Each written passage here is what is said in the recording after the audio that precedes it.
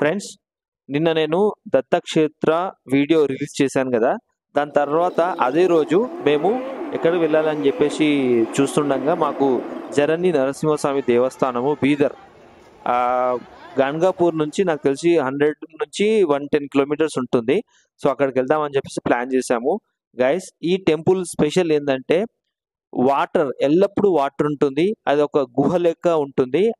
స్వయంభూ వెలసిన నరసింహస్వామి అన్నమాట.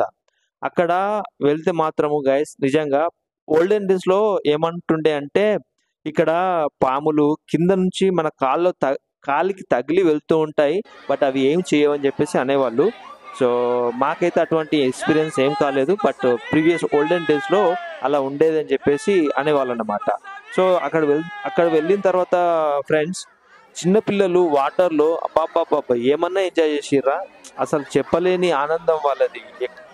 సో ఎందుకంటే వాటర్ అంటే పిల్లలకి చాలా ఇష్టం. అక్కడ చిన్నపిల్లలు ఎంజాయ్ చేస్తుంటే బాబ్బా మామూలుగా లేదు. అండ్ వెళ్తుండగా నా షంటింగ్ చేస్తున్నారు, జై నరసింహ నరసింహ జై నరసింహ అని చెప్పేసి. నాకైతే ఒళ్ళు పులకరించిపోయింది.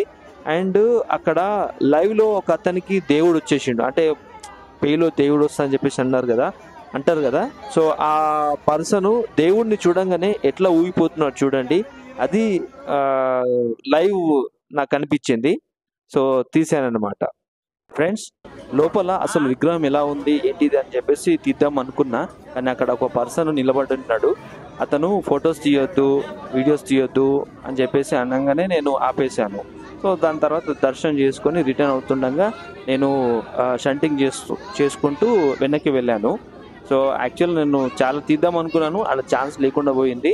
సో అలా బ్యాక్ వచ్చేస్తుండగా అక్కడ ఉన్న పబ్లిక్ మేము మొబైల్స్ తీసుకురాలేదండి, ప్లీజ్ ఫొటోస్ తీయండి, వీడియోస్ తీయండి అని చెప్పేసి అన్నారు.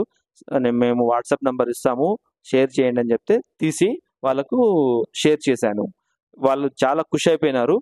సో ఇదండి జరణి నరసింహస్వామి యొక్క దేవస్థానం ఓవర్ వ్యూ. సో మీకు నచ్చితే లైక్ చేయండి, షేర్ చేయండి, కామెంట్ చేయండి, సబ్స్క్రైబ్ చేసుకోండి ప్లీజ్.